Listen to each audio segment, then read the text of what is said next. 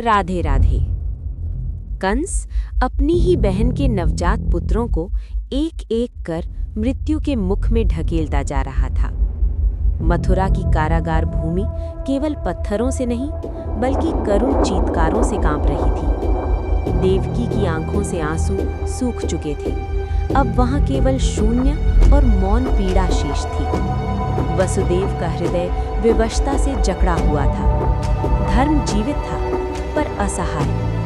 ये दृश्य केवल मथुरा तक सीमित नहीं रहा। आकाश में बैठे देवता, वनों में तपस्या में लीन ऋषि मुनि और लोकांतर में विराजमान सिद्धगण, सबका हृदय व्याकुल हो उठा।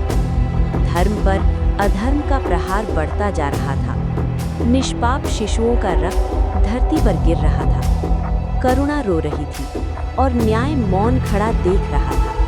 तब ऋषियों ने अपने तपोबल से आह्वान किया, हे नारायण, हे जगत के पालक, अब और कितना सहन किया जाए।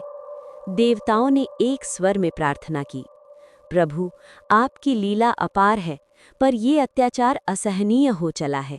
यदि आप अब भी प्रकट न हुए तो धर्म का दीप बुझ जाएगा। धरती माता स्वयं कांप उठी। उन्होंने भी वैकुंठ की ओर करुण पुकार भेजी, नाथ, मेरे आंचल में निर्दोषों का रक्त बह रहा है, अब मुझे संभालने स्वयं आइए। उस करुण पुकार ने वैकुंठ के मौन को भंग कर दिया। क्षीर सागर में शेषनाग पर विराजमान भगवान विष्णु ने नेत्र खोले।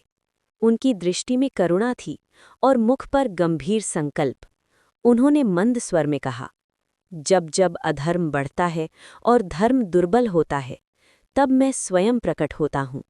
देवताओं की ओर देखकर प्रभु बोले, डरो मत, अधर्म का अंत समीप है।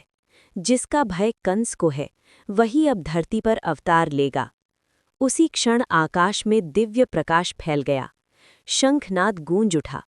समय ने करवट ली।